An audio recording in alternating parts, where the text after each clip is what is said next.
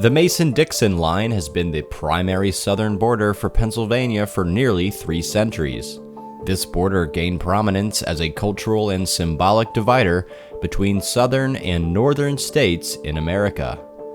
What you may not know is that the collective agreement of this border only came to be due to years of conflict and dispute. Let's take a look back at this conflict, which historians now refer to as Cresap's War. We begin in 1632, the year King Charles I granted the original charter for Maryland, a proprietary colony of about 12 million acres, to the second Baron Baltimore, Cecil Calvert. The northern boundary described in the charter was the 40th parallel, and the eastern boundary was the Delaware Bay and the Atlantic Ocean. However, the charter only granted the Calverts the right to uncultivated lands. That means land that had been previously settled by other Europeans would not be included in Maryland's territory. Jump ahead to 1681. That year, William Penn was granted a charter for Pennsylvania from King Charles II. According to the charter, the colony was bounded on the south by a circle drawn at 12 miles distance from Newcastle northward and westward onto the beginning of the 40th degree of northern latitude, and then by a straight line westward. While not immediately creating a dispute, both colonies eventually laid claim to land that had been granted to the other.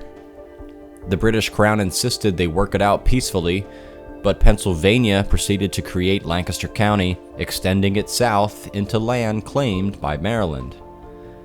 In 1730, Charles Calvert hired a land agent by the name of Thomas Cresap, who operated a trading post near Blue Rock Ferry, where the present-day Long Level Marina sits.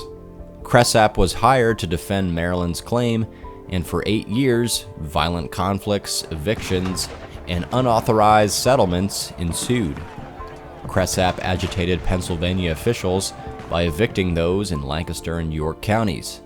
These raids, in conjunction with the Maryland militia, destroyed barns and livestock in the region. It was at this time that Cresap became known as the Maryland Monster. He eventually was arrested in 1736. The fighting stopped in May of 1738 when King George II finally intervened and established the border himself. Charles Mason and Jeremiah Dixon were hired to survey this new border, which was finally completed in 1767. Relics from the original surveying job can still be found near the Pennsylvania-Maryland border. These are old stone markers that appear every mile. One side simply has a P for Pennsylvania, and the other side has an M for Maryland.